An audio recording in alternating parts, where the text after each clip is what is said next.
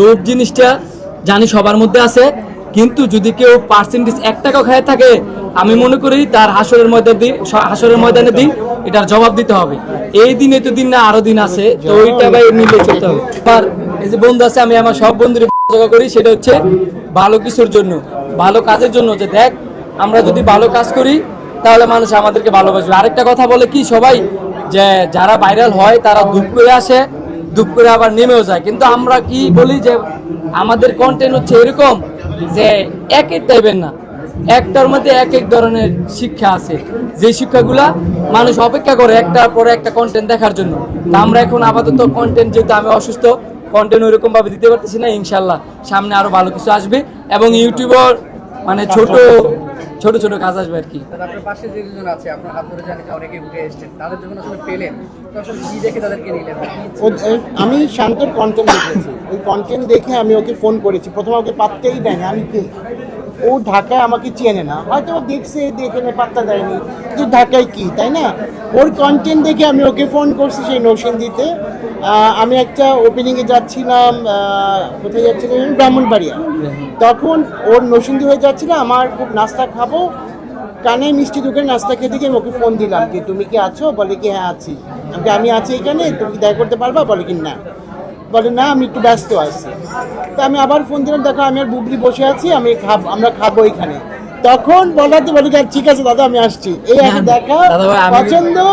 এখান থেকে ওর অ্যাক্টিভিটিস আমাকে ভালো লেগেছে, মুগ্ধ করেছে। প্রথম দিন ওর যে আন্তরিকতা ছিল, সেই জায়গা থেকে আমি ওর মুগ্ধ হয়েছি, যার জন্য ওর দেখে বলেছি তোমাদেরকে ঢাকায় আমি আনবো। আমি আনতে পেরেছি, আপনাদের কাছে প্রেজেন্ট করতে পেরেছি।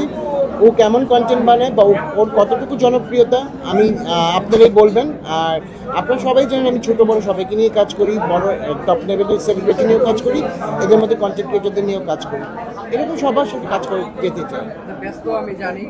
ফার্স্টে যখন দাদার সাথে কাজ করছি, মানে প্রথম মনে হয়েছিল যে না দাদা হয়তো বা একটু স্ট্রেট হবে, যেহেতু আমরা তো মিডিয়াতে অত একটা ইনভলভ ছিলাম না, এখন তো যতটুকু আছি আগে ছিলাম, ভাবতাম হয়তো বা দাদা একটু মানে স্ট্রেট ফরওয়ার্ড হবে, কিন্তু শান্ত আমাকে সাহায্য করবে না। দাদা খুবই হাম্বল, মানে খুবই ফ্রেন্ডলি, আসলেই দাদার মতো মানুষ হয় না।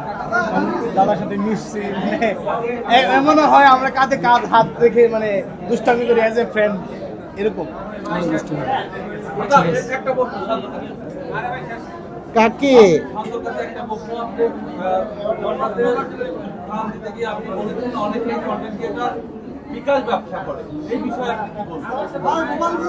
দেখেন, এখন বিকাশ ব্যবসাটা তো অনেকেই করে, এখন কি কতটুকু নিজের ভিতরে ভালো জিনিসটা ধরে রাখতে পারে সেটা হচ্ছে তার কাছে। এখন বিকাশের ব্যবসা বলে দেখে অনেকজনে বিকাশ নাম্বার দেয় না, আবার অনেকজনে দিছেও। এখন ওইভাবে আমি কিছু বলতে চাই না, তারা বিকাশ এনে টাকা দেখ বা যেভাবে টাকা দেখ দিতে থাক, আমি মনে করি গরিব মানুষের পাশে থাকবে।